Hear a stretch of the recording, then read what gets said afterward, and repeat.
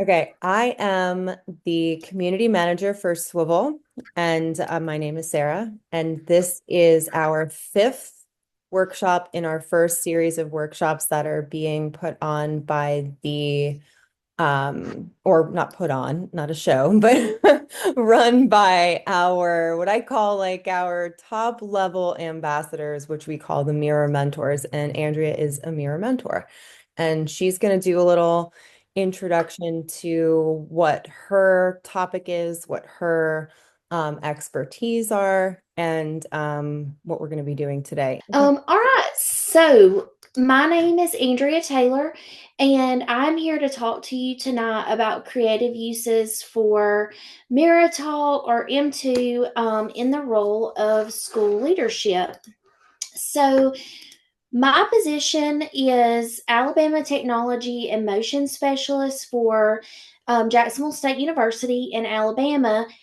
My job is kind of, I don't know how you guys do it in different states, but we have 11 regional in-service centers across the state of Alabama.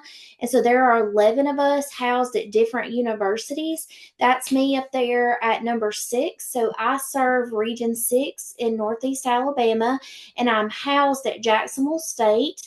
Not Jacksonville, Florida, and not Jacksonville in Jackson State University in Mississippi. We always get confused with those.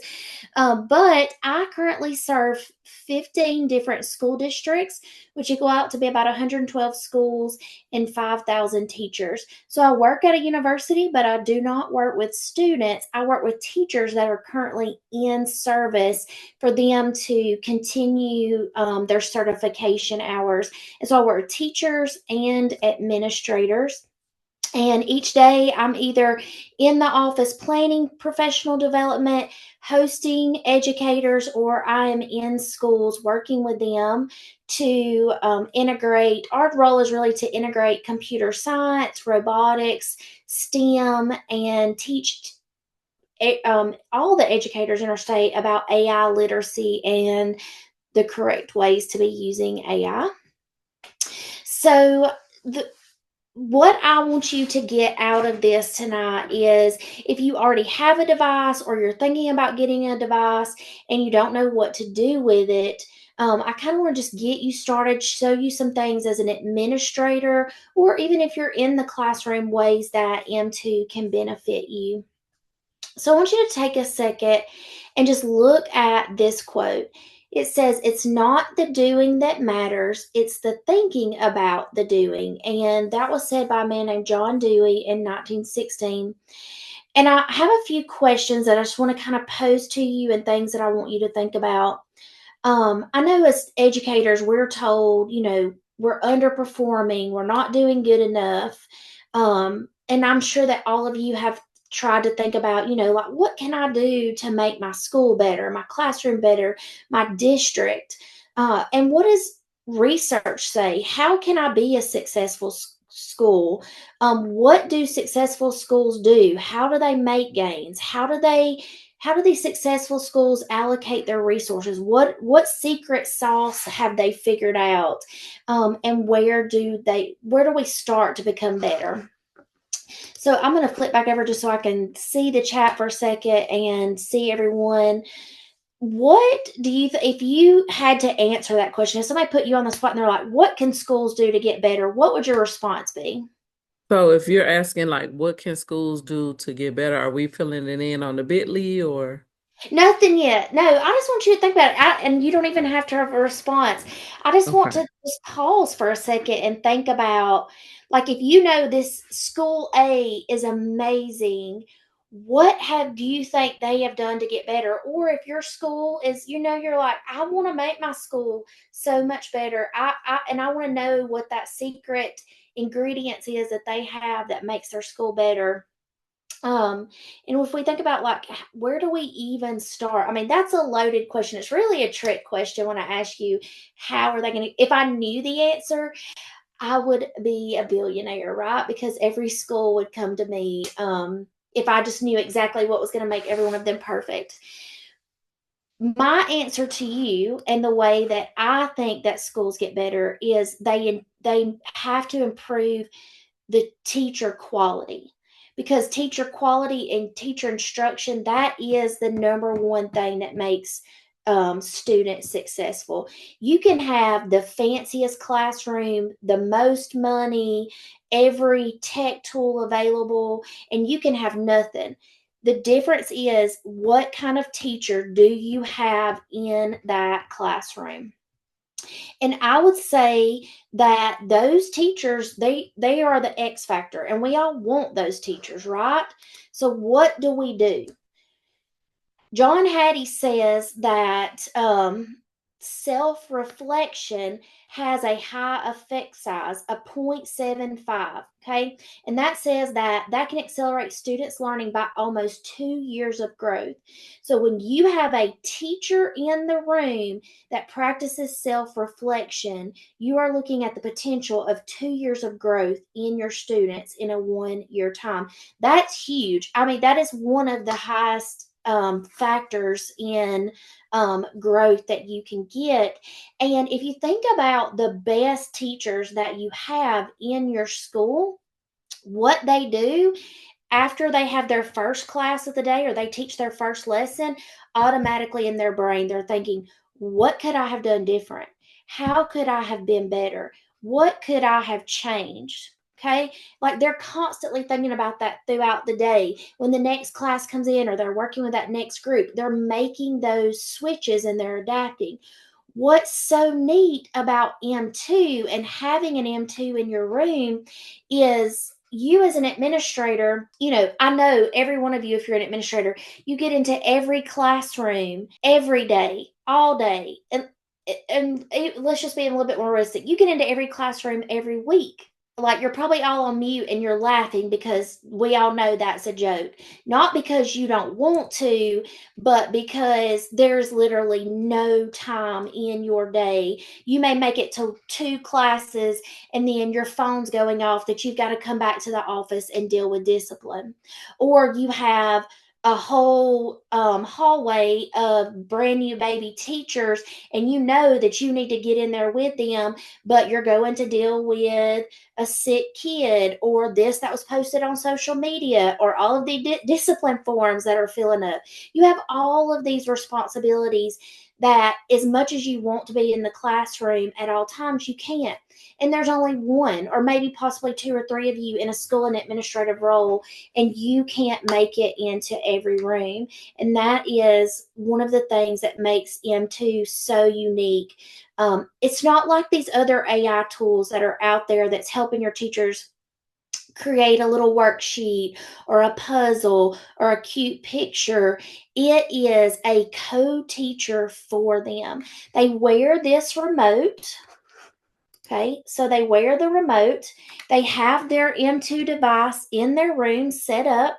And it, at the end of this each session, it's going to give them feedback on how they did. I have my device set up right now. When I finish off with this Zoom today, I'm going to have an entire data analysis report of how this conversation went. I usually set this up when I do PD sessions with other educators, and I have it setting up in the room. And it lets me know, you miss some opportunities to ask some questions. You are doing a lot of talking. You should have engaged more. These are things that new teachers, or even teachers who've been doing it a long time, don't always stop and take the time to think about. So that's why I'm so passionate about M2. I think Sarah and I have gone through this a million times trying to figure it out. I want to say around last July, I reached out to her because I saw M2 somewhere, maybe at a conference or school, I can't remember. And I just reached out and I said, hey, beginning in August when school kicks off, I'm going to be going into a lot of schools and I would love to show this AI device. Okay. I had no idea what it was going to, all the things it was going to be able to do. But she sent it to me, and I was using I started using the software side of it, setting up prompts, having teachers reflect, and then I have transitioned into having M2 device, having it set up to record and review the sessions that I'm doing. I've had it in front of administrators, librarians, teachers, students. And it really got me thinking about how would this look at the state level if teachers were using this in every classroom? What kind of data would it give us? How could it make our teachers better? And I'm currently in a technology leaders group in my state, and I'm having to do a passion project. So, in that passion project, I knew I wanted to include AI and I really wanted to include reflection. So, I started searching and I found these two books. Creating a Culture of Reflective Practice, and it is for administrators and instructional coaches. And then Teach, Reflect, Learn, and it is for the teacher side. So these books are written by the exact same authors, and they're very similar, but it's on one side, what can you as an administrative team do to build reflection in your school? And then on the teacher side, what can they do in their classroom? So this will be a great PLC, book study for your groups to do throughout the year and really think about. It's got some great tips for administrator. Um, and it does not talk about M2. It was written before M2, but I loved how easily I could connect these two things together. How, building this reflective practice. And then now I have this AI device that really helps me bring home that culture. So, if you are in my PLC or you're in my PLU group that I have here in the state, this is the first thing that I would have you do as an educator, this pre-survey educator reflection habits. This is hyperlinked in the presentation. So if you're in the presentation, you should be able to get to that. And I think Sarah's going to put it it's in the resources as well. And you can go ahead and click on that. And I'm actually going to set a 5-minute timer. I'm not going to show your results at the end. I'm going to keep those just, between you and I, but I would love to see what your reflection habits are. So I'm going to stop for just a minute. I'll be monitoring the chat, but I'm going to go ahead and start that 5-minute timer and let you work on taking that survey. You're good. So I just want to kind of, now that you've had a second to process and really think about who you are as a reflective educator, I want you to think about this statement. Reflection is often what is overlooked. Okay. When I was in the classroom, I had my learning targets there. I had my before, during, and after strategy. I knew what we were going to do for the day. I knew what standards I had to cover, and we were going to cover those standards. I was going to get through what I needed to get through to get them ready for the next grade, the test they had, whatever it was. We got through the unit. We either took a test or we did a final project, and then the next day we moved on to the next thing. What we usually don't do is stop and reflect, not as teachers and not as students. We don't say to a student, why did you choose these answers? Why did you pick this way to do your project? Why do you think that this happened? We just let them answer things and we move on to the next. As educators, I talked about the teachers who reflect on their, class and what happened. I always said my first class of the day, I taught middle school. Unfortunately, if you had me at the beginning of the day, you got the worst me, because then after I taught it once, I got better each time. And every time I taught it, I did it a little different and a little bit better. So by the end of the day, I was an expert on what we did for the day. But then I went home and I was done. if I would have had something like M2 that watched me throughout the day and then could analyze what I did and give me feedback, next steps, be a thought partner with me to get me, to the next level. Why did I group students a certain way? Why did I give that type of assessment? Why didn't I ask that type of question? And I'm in year 15. And those are things that I think about now, but so many teachers, and I'll be honest with you, when I got my M2 device, I've shared this before. We were jumped right into around September, a 30-day reflection challenge where I got a new reflection prompt every single day. Those were probably 30 of the biggest days of growth that I've ever had as an educator, because I had to sit still for about 3 to 5 minutes of my day and really think about the question and reflect on it. And it brought up memories of things I had done in the past in my classroom, or things that I could do differently. So you have M2, which is the device with the eyes that you see. You can download the app on your phone or your iPad, and you can go to MirrorTalk.ai for your dashboard. You can set up prompts for reflection. That's where M2 started as MirrorTalk, and you set up spaces where people could go in and reflect. And now we've transitioned into M2, which is this co-teacher device that is in the room with you. So just thinking about, again, like if we use M2 as a co-teacher, okay, it's going to help us to reflect frequently and deeply about why we did something. When we go to implement a strategy like reciprocal teaching, okay, what happens is we come up with these strategies, but then we don't really think about the outcome or why we chose that, or was that the best way that we could have done something. So M2 kind of helps you take a step back and think about why you chose a certain strategy, or you asked a question a certain way. This slide is ways that you can use M2 as a co-teacher with you in the classroom. So not only can it provide you feedback as a teacher, but it can also help you with some different things, modeling questions. With this remote, I can hit this button and I can ask M2, how does the frog's life cycle work? Sure. A frog's life cycle has 4 main stages. It starts with an egg, then becomes a tadpole, which later grows legs and becomes a froglet. Finally, it grows into an adult frog. Each stage has unique features and is crucial for the frog's development. Would you like to know more about any particular stage? So you can see how it becomes another person, or I don't want to say person, it becomes another tool or resource in the room that the teacher can draw on and ask questions. So it's another expert in the room. Okay.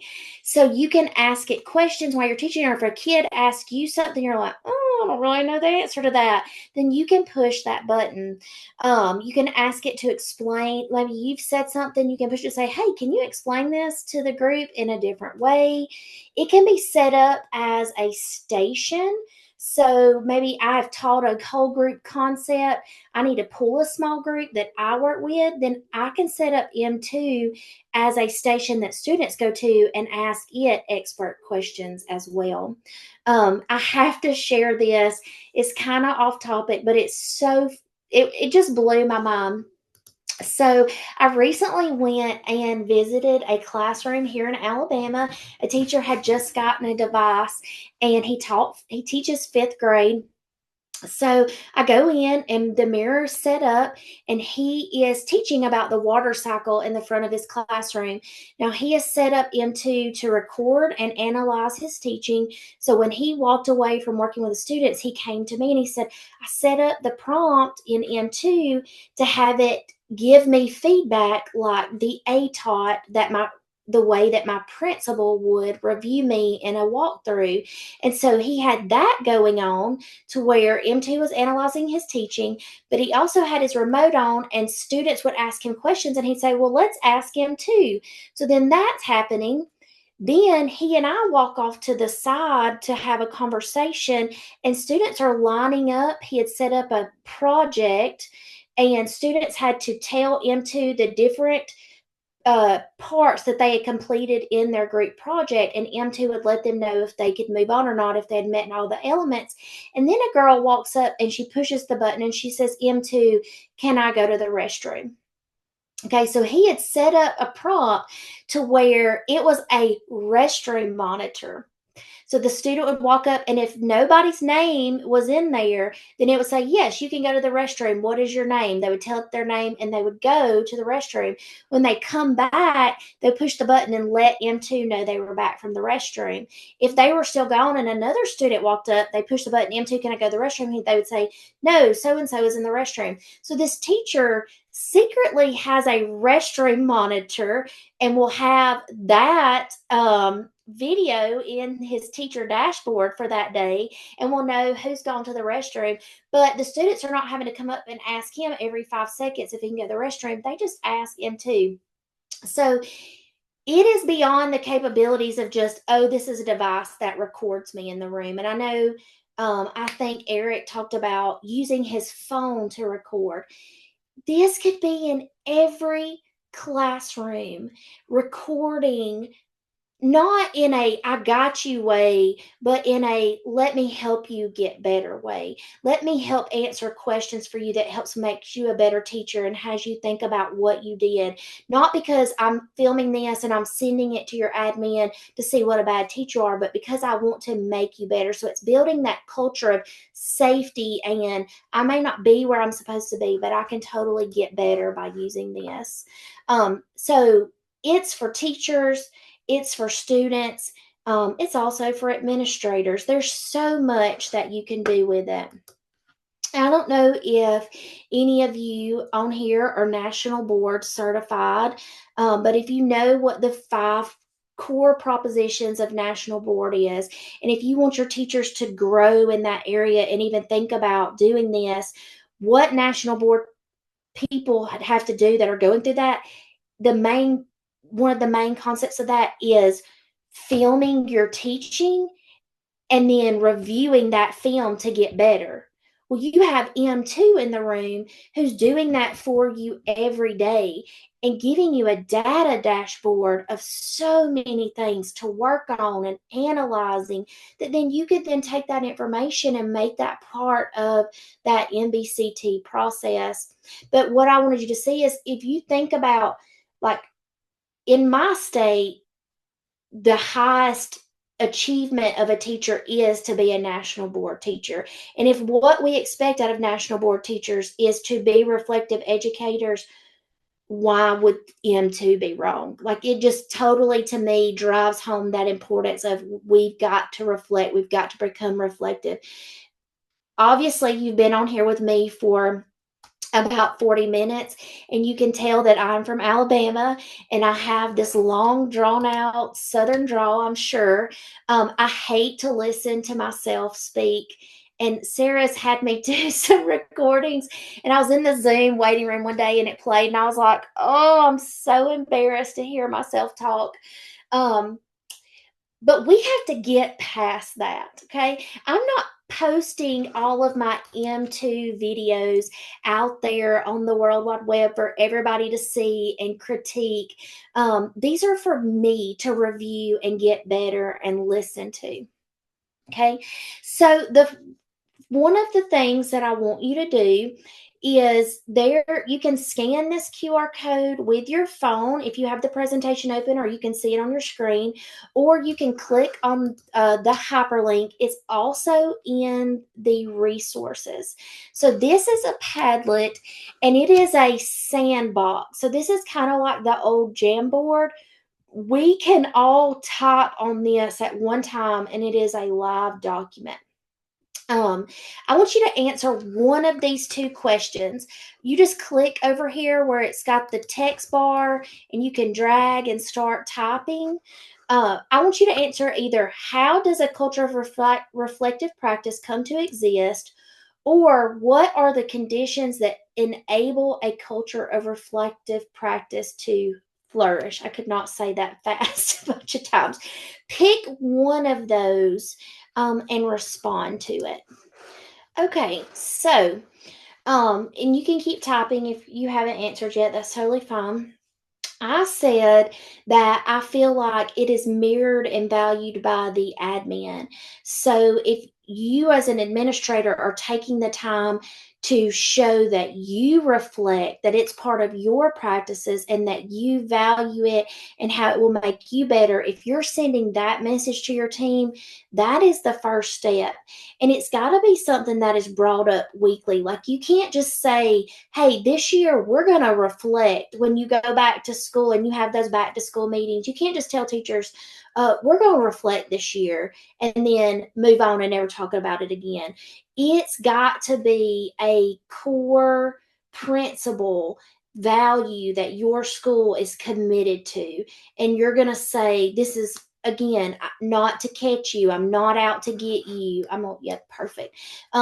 We are solely doing this to be better, to become, positive in our reflective practices, to grow. We are not doing this as a catch you, as a way to record your classroom and see all the things you're doing wrong. We are solely here to get better and be positive. I like it. Yes, it's got to be supportive and caring by the administrative team. It's got to be a priority. It has to build into your staff meetings. Absolutely. That survey that I gave you guys at the beginning about, we have to reflect on how we reflect. We have to really sit down and think about what are our practices? When do we reflect? How do we reflect? Do we make it a priority? And then each time we meet, bring up who's using M2, who's being reflective, get and have teachers share their experiences. I think it definitely, teachers are not just going to wake up and be reflective. It's really got to be built in to your PLCs and your PD meetings.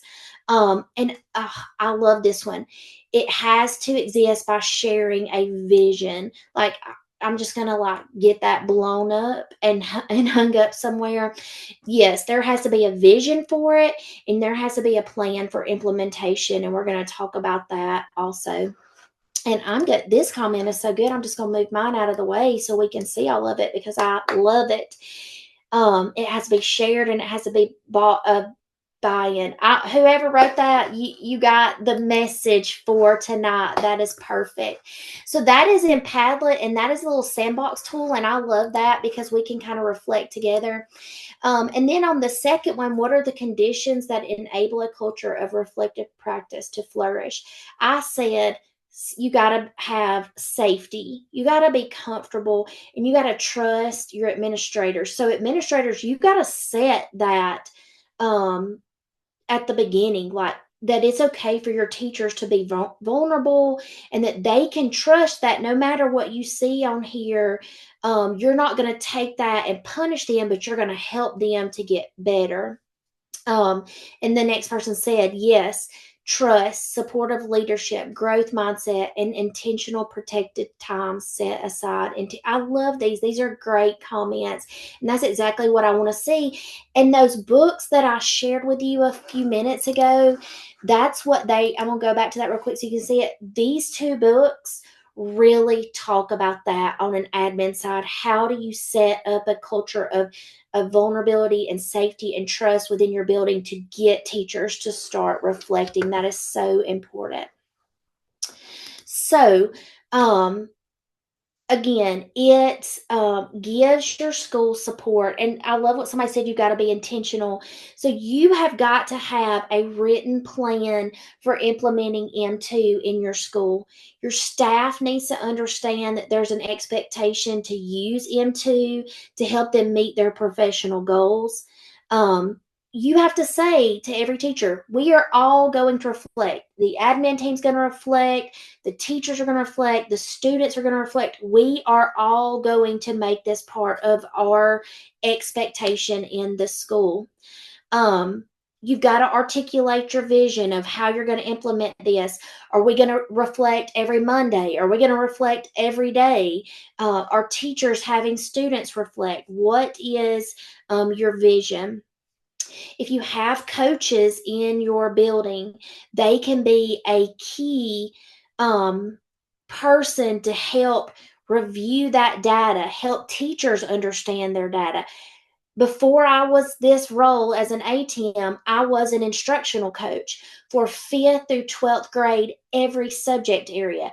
There was no way for me to get to every teacher and do a reflective cycle with every teacher in that school, especially when I was I would do 3 to 6 weeks cycles with one teacher, and I would try to do about 2 to 3 teachers at a time. There was no way for me to get to all 50 teachers in my building. But with a device like M2, even if I couldn't be in a physical coaching cycle with a teacher, they could have a device and we could analyze and review the data together. They could do it on their own and just I could ask them some leading questions. Hey, how is M2 going? What kind of advice are you getting? How are you growing as an educator? So in rooms that I couldn't be in, this would be a great tool as a coach. And then the admin and the coach need to look at the data and help them to make informative decisions about how to plan for the future. Once teachers are using this and they keep seeing that it's telling them that they need to be better at a certain task, then we can say as an administrative team, we might need to bring some PD in on being better at asking questions or wait time and giving our students time to respond, or the depth of knowledge questions that we're asking. So M2 can kind of give you some next steps and things that you can do. But you as an administrator have got to be positive. You got to have a plan when you launch this. You got to celebrate those small wins. If you've got a teacher who's coming to you every day and like, I reflected today, I reflected, you've got to really boost them up, encourage them to keep going, share those wins with your school, and have them talk about their growth while they've been using it. So I can only see positive things for having this in the room with you. Now, somebody brought up earlier about using their phone and they're like, I would like to have a swivel. Well, actually, they're not making swivel anymore. The robot, it has transitioned into this M2 device. So it captures a 180-degree view of your classroom and the teacher movement, and it will collect isolated student audio. But then in your teacher dashboard, you have ready to review video in there. You can listen to the audio and you're going to see, I'll show you a dashboard in a few minutes of what that looks like. And I'm not checking the chat, so I don't know. I think you're good. I don't think there's anything more in there. Yeah. So it's a good thing that I popped over, because that comment, it's less of value. My brain's not going to work. And I know I have like 5 minutes, so I'm going to try to get through this. It's less evaluative and more reflective. And that leads perfect into this next slide. So here in Alabama, we use what we call the ATOT, the Alabama Teacher Observation Tool. And I told you that I work with educators, whether admins or teachers, and we have to provide a professional learning unit. So to keep your administrative degree, you have to get so many PLUs per year. And I'm currently leading one on AI, and I showcased M2 to a group of administrators. I set up a dashboard prompt and a group that they would all reflect in, and I told them, take this observation tool and then go observe a teacher. And then they came back and they reflected on their observation and what kind of practices they saw. That's because they didn't have M2s, but they were able to use the MirrorTalk software. If they had mirrors in their room, then they could have set up a dashboard, or they could have reviewed the video and the data that was given back by M2 with that teacher. A lot of the comments that administrators gave back to me after they did this was, like, wow, first of all of the data that they got back from just doing a reflection and things they didn't think about. But one of the administrators, something she said is, I go into a classroom with my own bias and a certain way that I taught. And when I see a teacher doing something completely different, maybe I'm not always fair on the way that I observe them in this ATOT. But with Mirror or M2, it takes me kind of out of that evaluative role and just sitting by and watching them reflect on their own learning and giving them feedback as well. And it gives you a score when you are when you play back your session, or you get your information from your session, it'll give you a score, and it kind of lets you know where you land with that score, why you got it, and then some next steps and things to do. So this is our ATOT tool. We are not going to have time to do this. You are welcome to do it anyways. And this is all hyperlinked. But what I wanted them to do is, after observing a teacher, then come back here and think about what prompts you could put into M2 to have a teacher reflect on, either during an observation or a coaching cycle or a lesson. For our ATOT, teachers have to do an entrance and an exit interview with the administrator to review. At the end, they have to review this form and see how they did. And we even talked about setting up a prompt in M2 where teachers could just do their exit in their classrooms and just use M2 to do that. So maybe they don't feel as, again, evaluative or stressed by having that admin there. Now, that doesn't mean that you don't ever go in their room, but they've got this, I call it a sidekick there with them, that's getting them comfortable with being looked at and given feedback, to where it's not just you doing that on your own.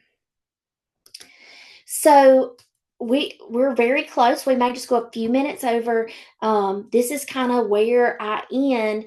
A lot of times people ask, well, okay, Andrea, we're setting this timeline, we're setting all these goals, we want to become reflective. How long does this take to work? What's a realistic time to shoot for success? And the answer is, there is not a finish line. You cannot stop reflecting. Once you start and you say, we're going to have a culture of reflection in our school, it doesn't end in May or June when your school year ends. It's got to start back during the summer. They've got to keep reflecting on how things went and how to get better. When school starts back, we kicking off those reflective cycles, or these reflections in M2 again. We got to reflect every day or every week. We've got to set that as the culture in our school, and we've got to just make it it's a journey. Okay, it's not a timeline that has an end date. It's a journey that we are going to be on as a school, because remember what I told you at the beginning. What the best schools do is they have the teachers who are they are the factor that makes the change and makes the difference. You don't have to have all the money. You don't have to be the most prestigious school district in the most prestigious neighborhood. But if you have the best teachers, you've got the it factor. And the way you make them better is having them learn to reflect with you personally, having their students take the time to reflect. We may have a million standards to hit, but if we don't start thinking about the learning and why we do things a certain way, we're not going to get better. We're not going to grow. We're not going to raise those test scores or whatever your school system's measure is for greatness. We got to really reflect on those things and get better. And so that is almost it for me. This is my contact information. If you ever want to reach back out to me, these kind of PD sessions are what I do. So I would love to talk to you more about M2, but I also, for your leaving, have this Padlet board. And I know, look, Padlet is kind of my go-to, y'all. Um, I have set up this interactive board that anybody can add to. And if you have an M2 or you're thinking about getting one, these are already ideas in each column of how you can use M2. So you see observation feedback. I had a school in my district set up M2 at an open house night. And after parents went to sessions, they stopped by in the hallway and had parents reflect on how the night went. And you can set these up in different languages.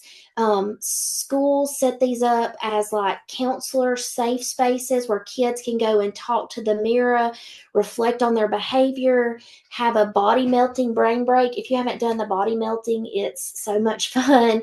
But ways to use it. So again, library, different grade levels, different subject areas. This is a good place to kind of get you started on how to use it in different areas. And then if you come up with something fantastic, please use that little plus button down in the bottom and just add to it as well. I'm always looking for people to add to it.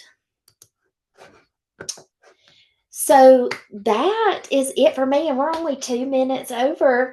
Does anybody have any questions? How do I get to that board? That innovative ways. I didn't have that one in the resources, so if you want to, Okay. it's also in there, right? It's in the It presentation. is hyperlinked in the presentation, but I just dropped it in the chat also, so you can have access to it.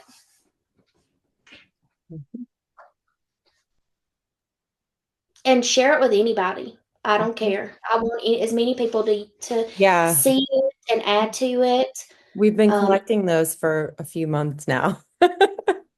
We just kind of pass it around wherever we are. We're like, who's got Andrea's Padlet? Pass it.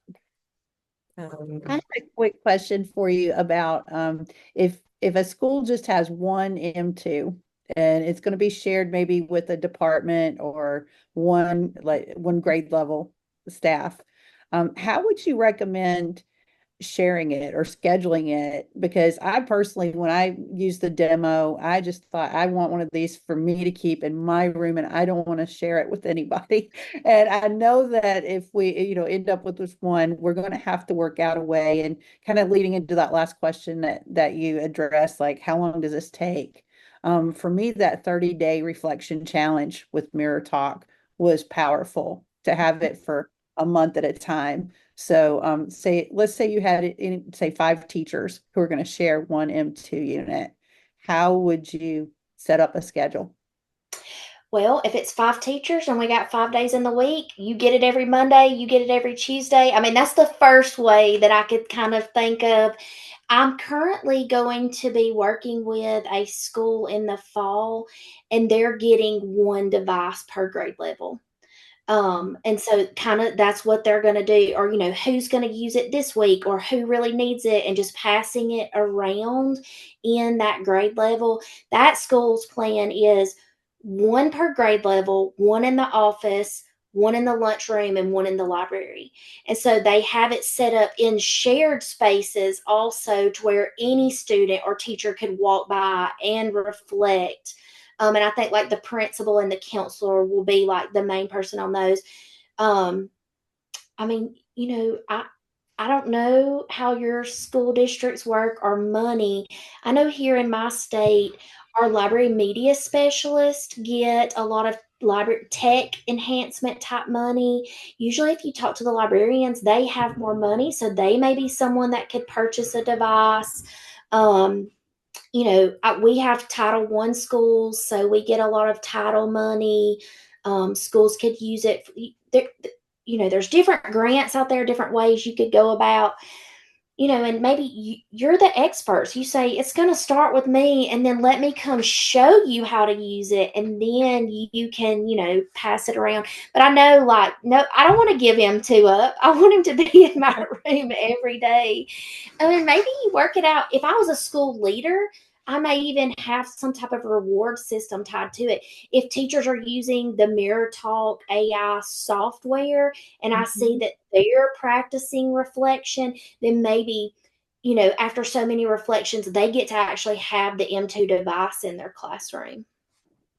And Susan, if one of the things you're contemplating is, because you're referring back to the 30-day challenge. So if one of the things you're contemplating is how to get that rhythm, right? How to get that momentum with people.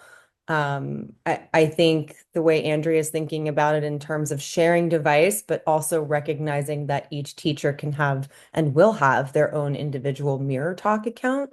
And for those of you who are new to the language of these tools, we talk of the hardware as M2, and MirrorTalk is the software, which is the reflective component really of everything that pulls it all together and makes the cycle complete. You can use a lot of those reflective tools by logging into MirrorTalk.ai or by using the app on an iPad or your phone.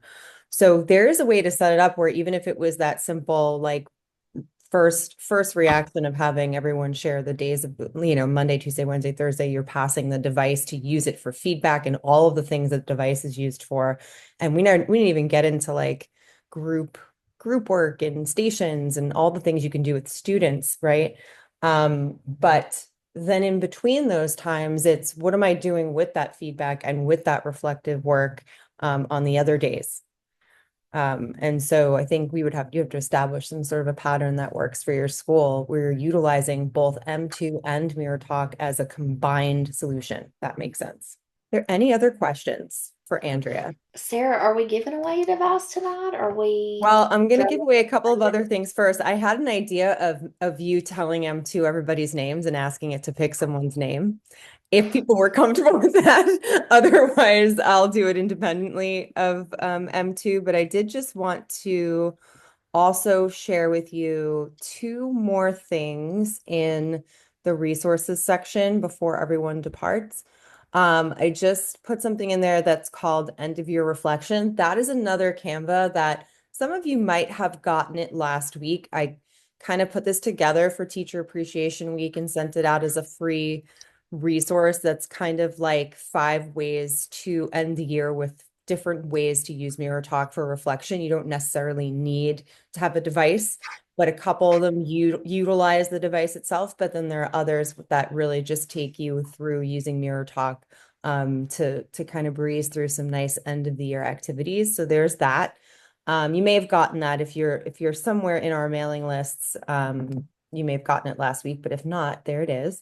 And then the last thing I'll send to you, some people are in this room right now or in this already, but I just shared the link to our reflective educator community, which is very new. I've kept it very small and kind of insulated right until now. I'm starting to share it a little bit more in these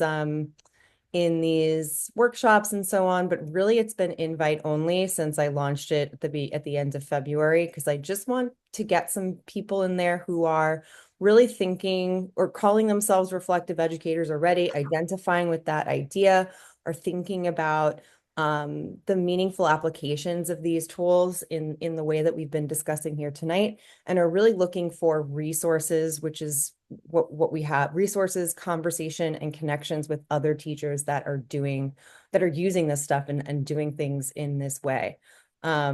So that's a link to join that community. It's totally free. And when I launch I'm going to relaunch our certification program, which is now going to be 3 levels. That is where they will be housed in there. So we're going to soon have a 3-level. One will be MirrorTalk certification, one will be a M2 certification, and one will be using both tools together.